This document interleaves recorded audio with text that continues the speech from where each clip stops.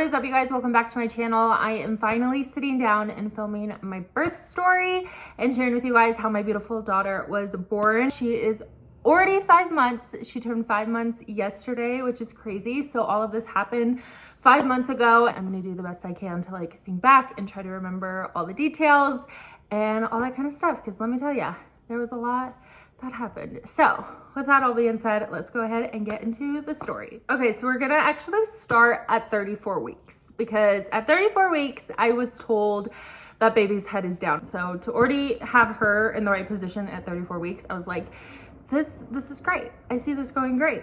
So then at my 38-week appointment, I was already 2 centimeters dilated.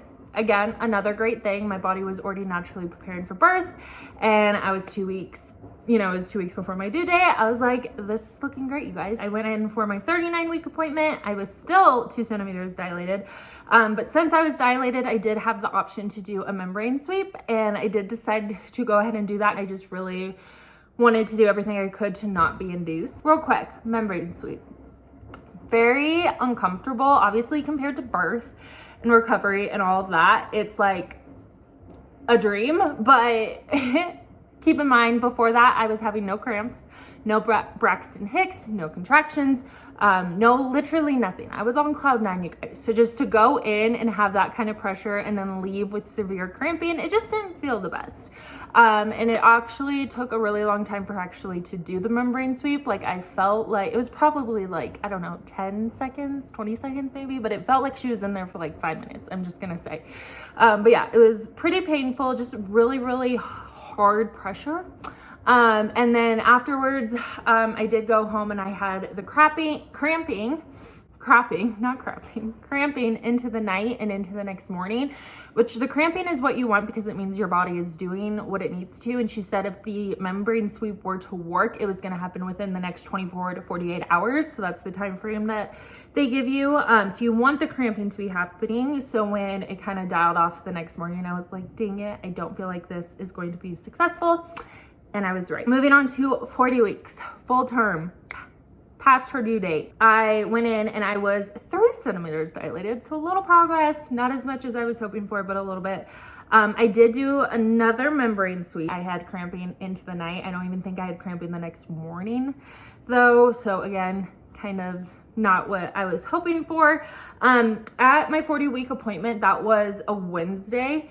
And I did go ahead and schedule my induction for that following Monday. Then that Friday, May 5th, I went in for an appointment for an ultrasound and a non-stress test. So if you go, every week you go past your due date, you have to do an ultrasound and non-stress test, and that is just to make sure that the baby is doing okay. So this is where everything quickly changed. And thank goodness my husband was able to go with me to these appointments, because if he was not there, it would have been a lot worse. And so I'm laying on the table, chair thingy, whatever it is, and she was doing her thing, and like 5 seconds into it, she goes, "Oh," and my husband and I were like, "What?" Like, you don't want to hear "oh" on your ultrasound.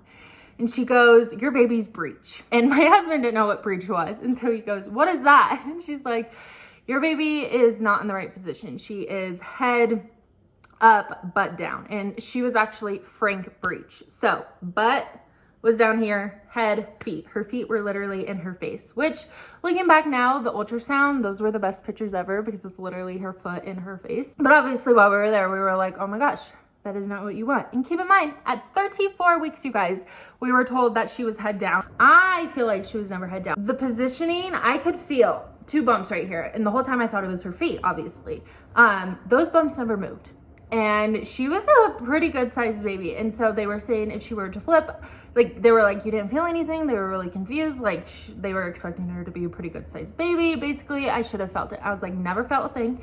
The positioning never changed. Like, I don't know. I feel like y'all were wrong. I feel like she was never head down. So obviously after getting that news, Carson and I had 1,000,001 questions. My doctor wasn't working. So the lady was like, well, let me go call the on-call doctor. Like, we'll try to figure out to get you guys answers. And I was like, okay, well, basically, long story short, we left that appointment with no answers.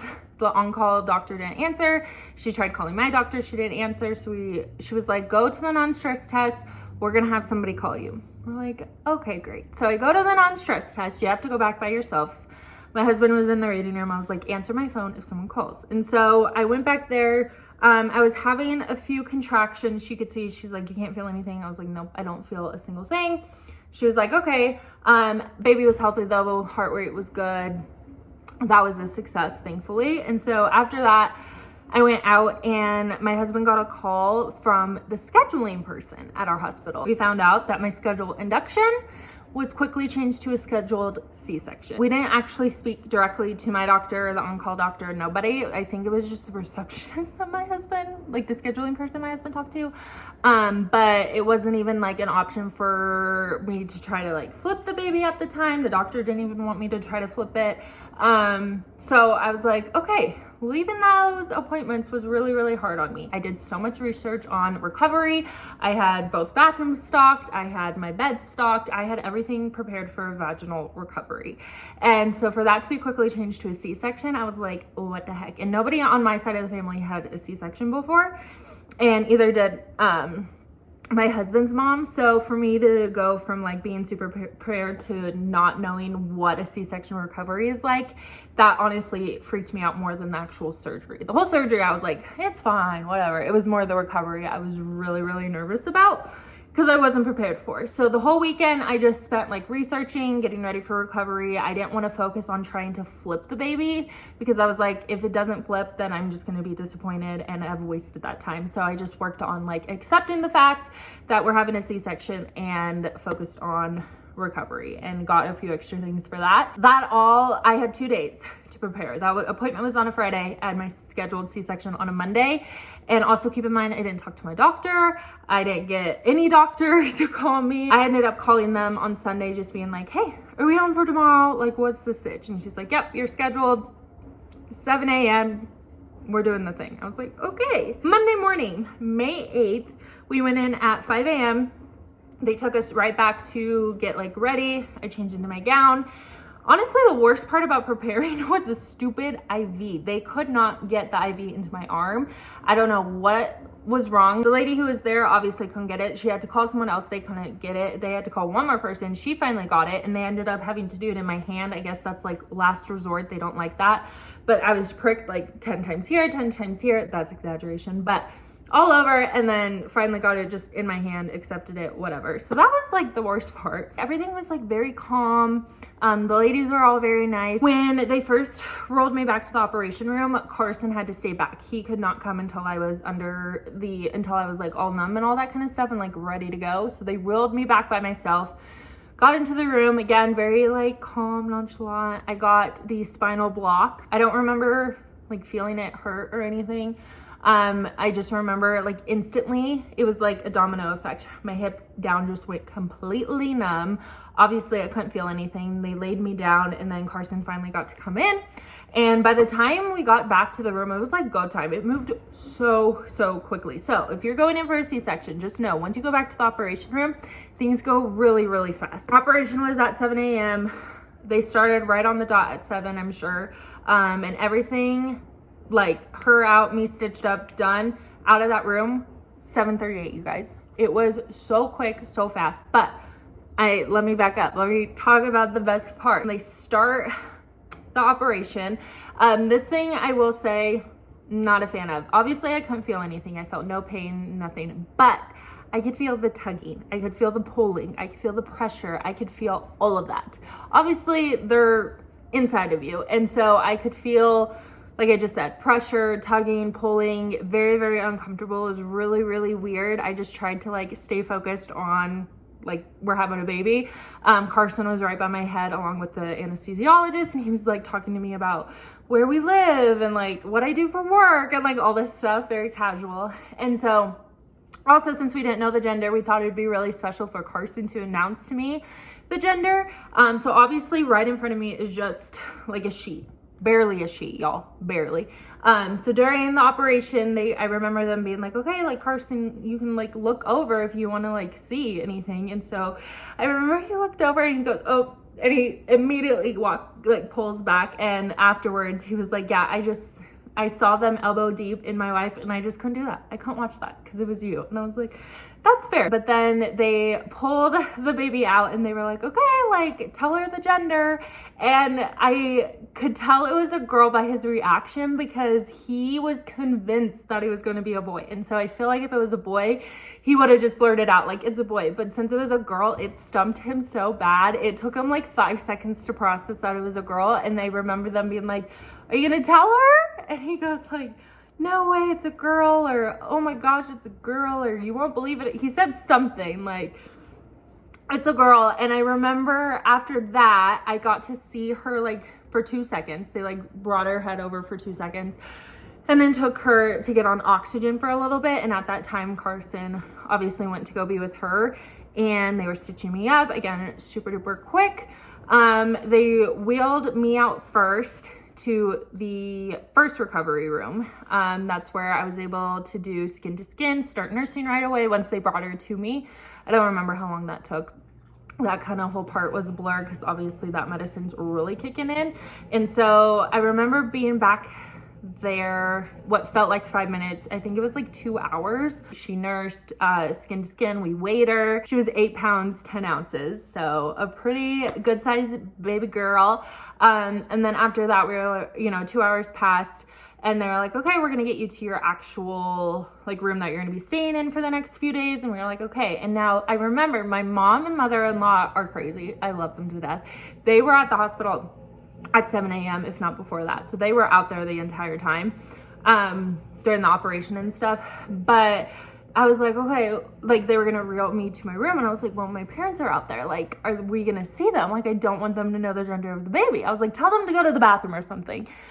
Well, long story short, they took like the it's a girl thing off. So they were like, they won't see that. But they didn't tell them to like go hide or something. I didn't want to see them until I was like mentally prepared and ready to.